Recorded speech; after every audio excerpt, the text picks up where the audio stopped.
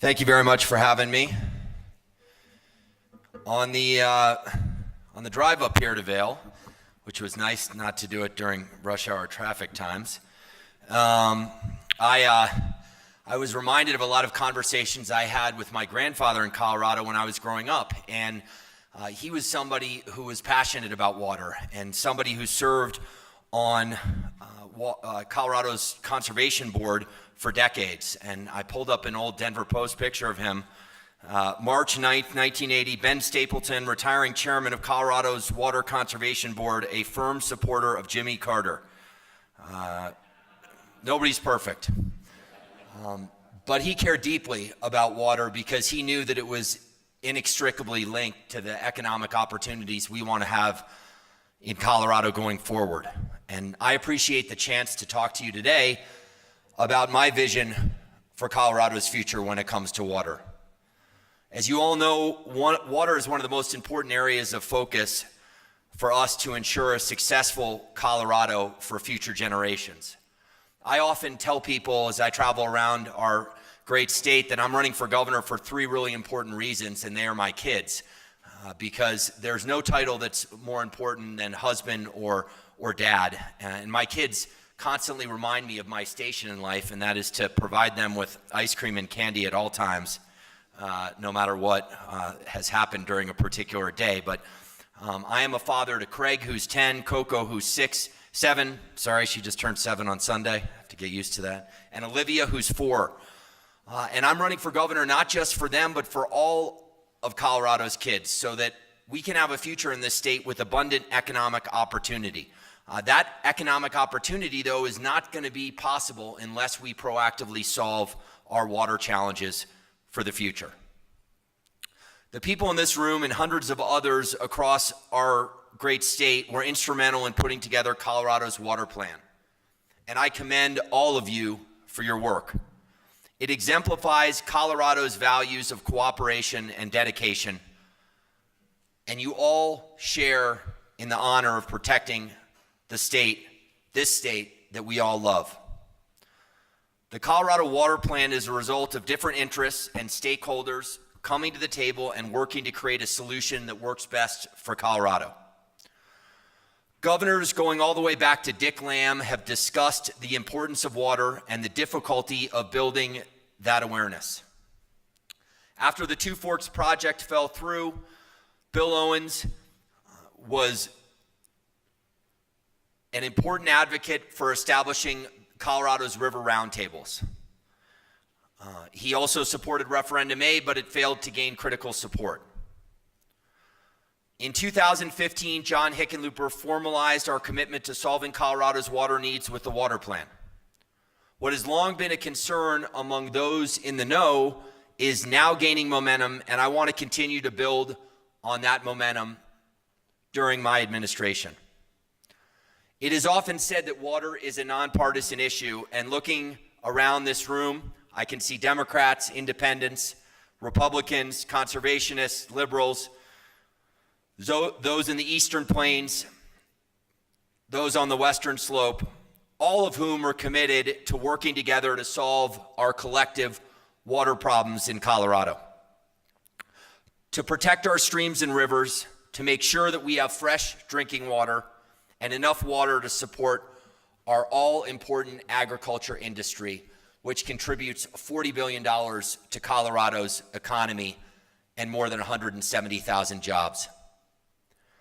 I am committed to keeping this spirit of cooperation alive and look forward to working with a broad coalition of people who understand the importance of water to Colorado's future. The next 8 years, in my opinion, are absolutely critical. The water plan calls for closing the supply and demand gap by 2030. We cannot have the same conversations in 2024 that we had back in 1974. That's the year I was born, by the way, so we can't do it. It's up to the next governor of Colorado to implement the plan and to achieve results. I pledge to work with everyone in this room and different stakeholders across Colorado to be the governor who finally takes proactive action when it comes to Colorado's water. I support building new infrastructure, enhancing conservation efforts, and protecting the individual property rights of municipal, agricultural, and industrial water users. As one of 2 headwater states, I will make sure that Colorado actively defends our water rights on the national, regional, and compact level. I will do this both through the power of my office and through the courts when necessary.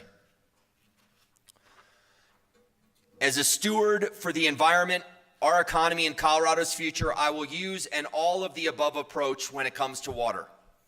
I believe we can close the supply and demand gap and protect Colorado's water resources in a financially and environmentally responsible way. Healthy forests are going to be a critical part of this discussion going forward.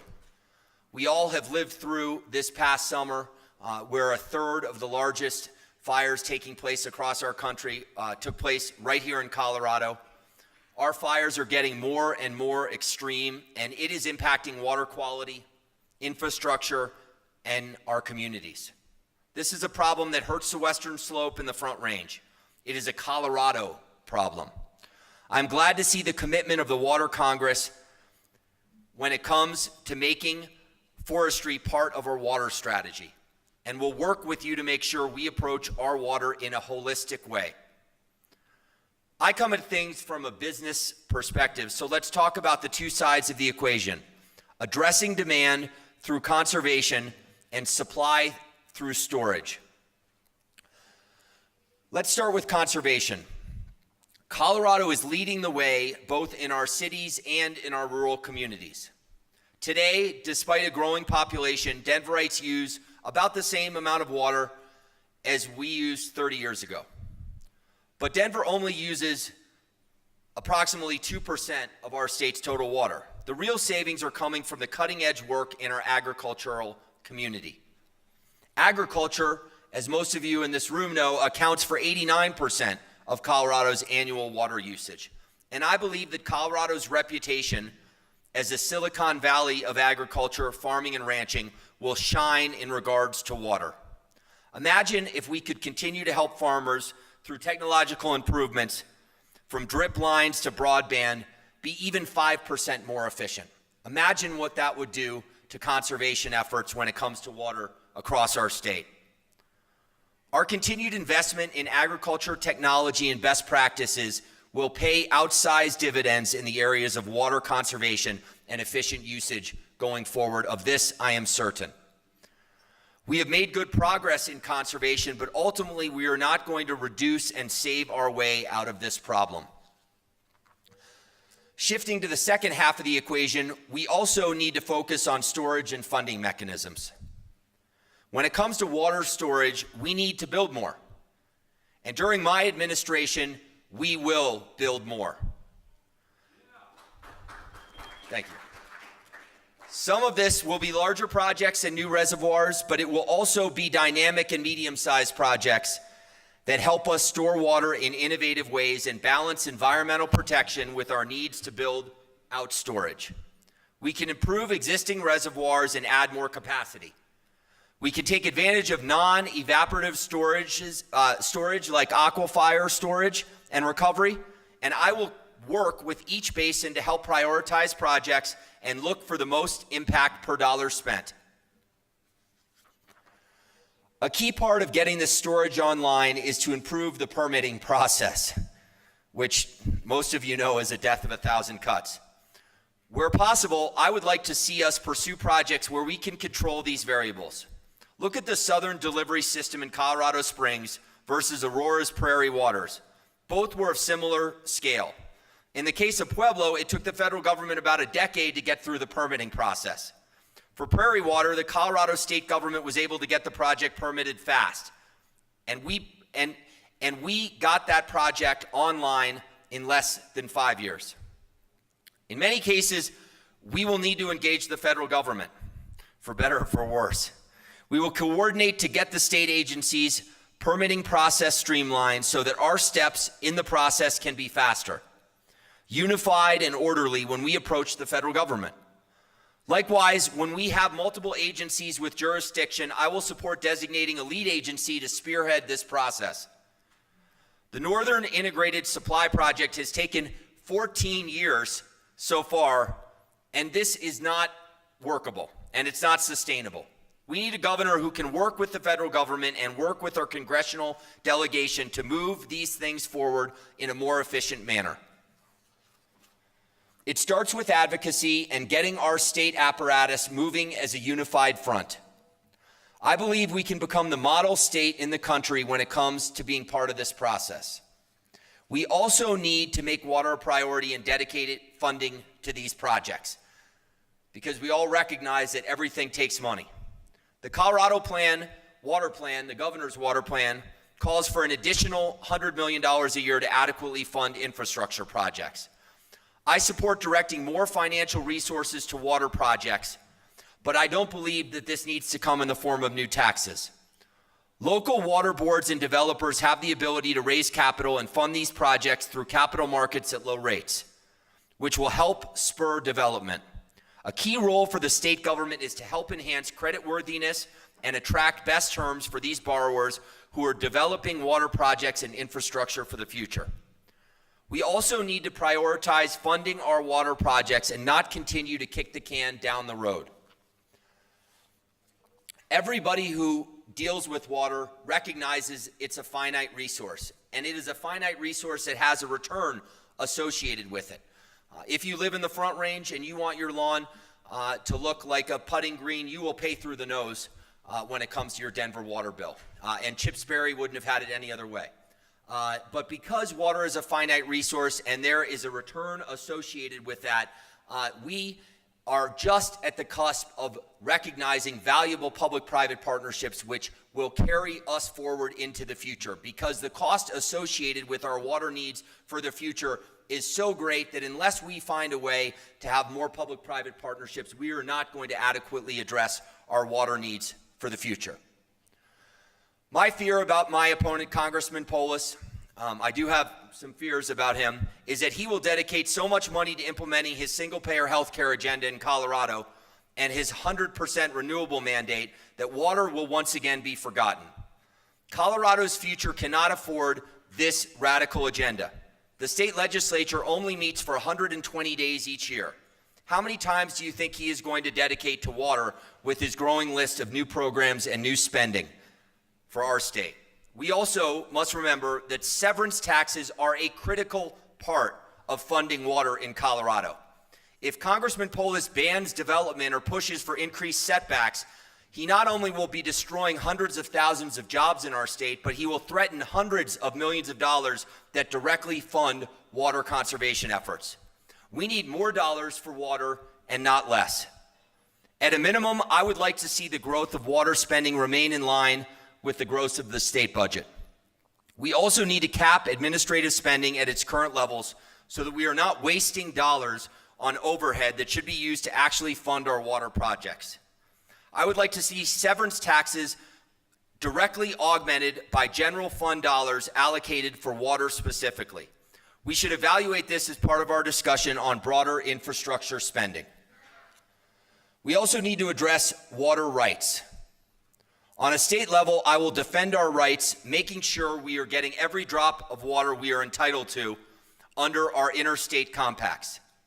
On an individual level, water rights are property rights, and I will protect these rights for all of Colorado's citizens. We have to be prudent about our responsibilities. Buy and Dry is literally drying up communities all across Colorado, especially in southeastern Colorado. Improving education around alternative transfer mechanisms and water banking can help facilitate easier transfer of water storage while maintaining water rights. The recent work in Colorado Springs is an example of how we can build these partnerships and find better ways to facilitate access to water. As governor, I will be charged with making appointments to the Interbasin Compact Committee. Also, I will follow in the footsteps of my predecessor and make sure that water has a place at the table. His choice of John Stolp was excellent.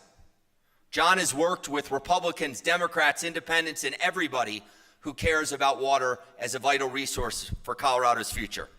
I will make sure my water czar remains a cabinet-level position who reports directly to the governor and even expand their authority to include coordinating projects and implementing our water agenda. None of this will be easy, but it is possible, and we must address these challenges to have the future that all of us collectively in this room want to have. Any long-term solution must recognize territorial integrity. We all know the equation: 80% of water comes from western Colorado, and 80% of usage comes from the Front Range. Colorado's next governor must prioritize water, and that is exactly what I intend to do. Thank you all for taking the time to listen to me. Happy to answer any questions. Thank you.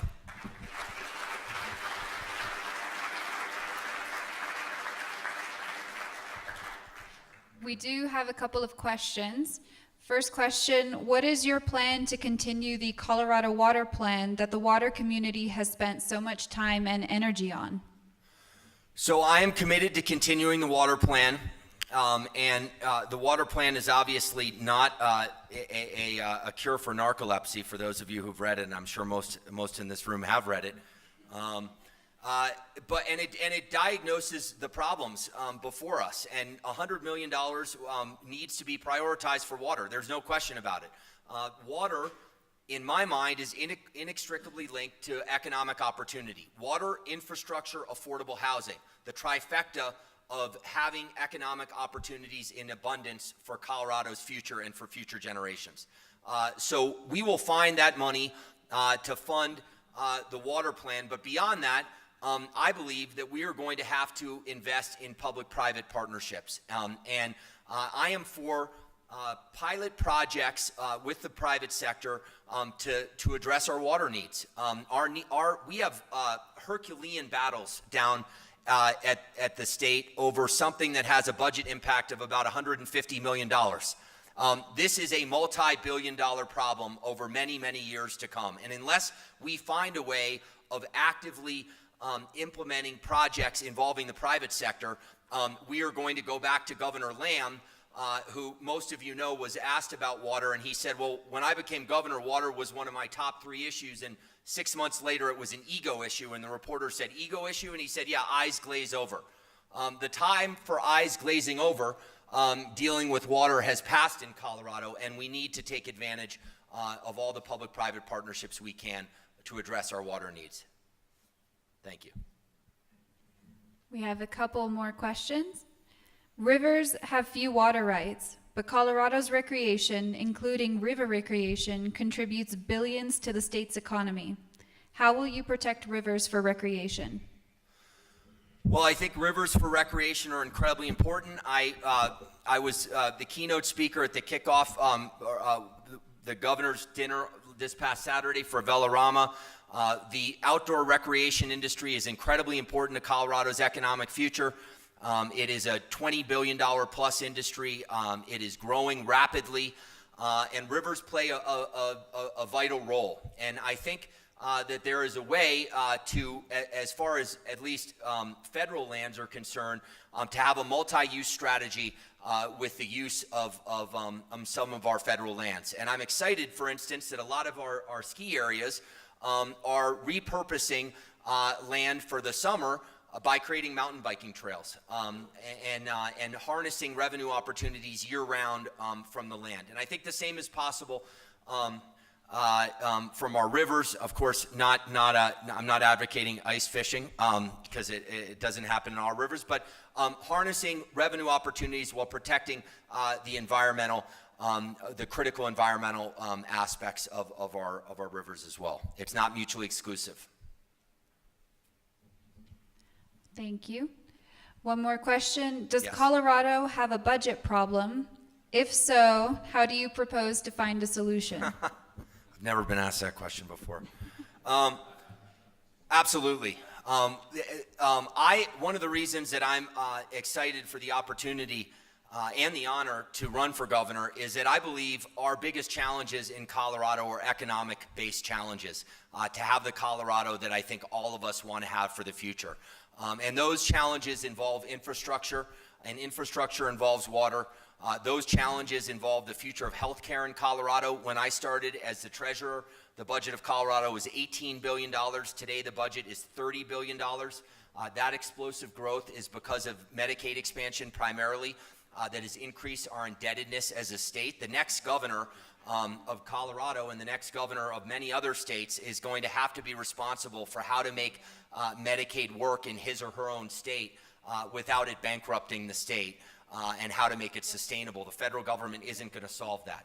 The federal government isn't going to solve our infrastructure challenges. It's not going to solve our pension challenges. It's not going to solve our education challenges. A strong, proactive executive is going to solve those challenges, who makes life better for Coloradans. And as somebody who ran a publicly traded real estate company in the real world and the private sector, who most of my skill set comes from the business world, I am excited to solve as many of these problems as possible, and water is right at the top of the list. Thank you very much. I think we have time for one more question. Or two. Colorado voters have often elected an attorney general and governor from opposite parties. What would be your approach to representing the state on issues where your position differs from that of the attorney generals? So I'm not a lawyer. The governor has their own in-house legal counsel. I think it is important and valuable to the state of Colorado that my office will work as often as possible with the Attorney General's office. And as the previous speaker noted, in the times that we disagree, we'll see if we can disagree in a Colorado manner behind closed doors, and not in a publicly feuding manner, which doesn't benefit anybody in the state of Colorado. But at the end of the day, I'm going to stand up for the values that I believe are important to Colorado's future. And I'm going to stand up for Colorado's Constitution because I take an oath to do that. I took an oath when I became the treasurer, and I will take the same oath should I become the governor. I think that we have had a very workable relationship with the Attorney General's office. John Suthers, who is now our mayor in Colorado Springs, worked really well with Governor Hickenlooper during his time in the Attorney General's office, and I think we have a history of collaboration, not competition or grandstanding, and so I will look to continue that relationship. We have another funding question. What do you think is the best funding mechanism to actually implement the Colorado Water Plan? So I think that there are a number of opportunities in the future for Colorado to expand revenues. One of them is gaming, and I know that some of you in this room might not like the idea of sports gambling, but the Supreme Court has said that sports gambling is legal, and it is coming to Colorado in one form or another. And I think that if we recognize that this is coming, there is an opportunity that some of these revenue streams can and should be dedicated to GOCO, to our water needs going forward in the future. I personally believe, and have said many times, that we have a broken regulatory model around marijuana in the state of Colorado. It is literally still easier in Colorado for an 18-year-old to get a medical marijuana card than it is for him or her to get a six-pack of beer. Not making a value judgment on one or the other. But as some of you may know, you can be 18 and get a medical card versus being 21 as a retail buyer of marijuana. We have some counties where there's a 50% price disparity between medical marijuana and retail marijuana. You can still you can grow up to 12 plants and have a compassionate caregiver grow the other 86, who could be your buddy from your college days. And I'm not a botanist, but I can tell you 98 plants is a heck of a lot of weed. And it's weed that's not taxed at the county or state level. And this is $1 billion plus industry to Colorado, and everybody always says to me in the treasurer's office, well, how come it has such a de minimis economic impact? And I would tell you that we have created a pretty large loophole around taxing and not taxing actually medical marijuana at a county or state level. If somebody got a migraine as a result of listening to me today, and you had to go to the Walgreens in East Vale, you would pay tax on your Advil. Some states tax prescription drugs. The feds tax prescription drug imports, and largely medical marijuana goes tax-free. We can and should regulate this industry better at a state level. It is an obligation to do so in my mind, because you have the added benefit of keeping it out of the hands of teenagers, of regulating it properly for more rural areas of Colorado, and in bringing in more money to address our infrastructure challenges, including water. Thank you. How do you understand climate change and its impact on our water resources and economy? So I think the climate is definitely changing. I am primarily concerned with what Colorado can do about that. I am a believer in technology, and I think through the advent of technology, we have found that we can address climate change in ways that a decade ago we never thought were possible. We have also found that practices and habits that we undertook, which we thought were beneficial to the environment, specifically recycling habits, actually cause more environmental damage when they got to the landfill to be disposed of than had we not recycled the items at all. And so I am with you. I am for using technology and as much as we can at a state level, and I will leave the federal government to deal with negotiating climate change on a national level. But it's a problem, and one of the reasons why it's a problem is that China or Brazil may not adhere to the same standards that we do in this country. But I am for all approaches using technology to be responsible citizens of our environment. One final question. Yes. What, if anything, will you do to address Tabor? So number one, as far as Tabor is concerned, I think it is critically important that Coloradans have a voice on revenue increases in government. I feel even stronger that voice matters as somebody who has come into government from the private sector. And Tabor is misconstrued, I think, as some sort of spending limit, which it is not. It is simply a check on government spending more of your money and of mine. And I think it is an integral part of Colorado's Constitution that we as Coloradans can vote on revenue increases, whether it be for transportation, whether it be for education. I think it's a way to keep government accountable and responsible and in check. But there is no doubt that with the budget expanding as it is through Medicaid, that we also have to deal with the reality of Amendment 23 in Gallagher. It is not just Tabor. Amendment 23 and Gallagher have also put our budget priorities in a straitjacket. And all too often, one side only wants to talk about Tabor, and the other side only wants to talk about Amendment 23. There is a bipartisan effort, by the way, this upcoming legislative session to address the Gallagher Amendment and to update the formula for the Gallagher Amendment. So the same approach is one that will need to happen with Tabor. And the more it gets politicized and the more people who want to get rid of Tabor don't acknowledge that Amendment 23 has been just as caustic, the less likely a solution will be. Thank you.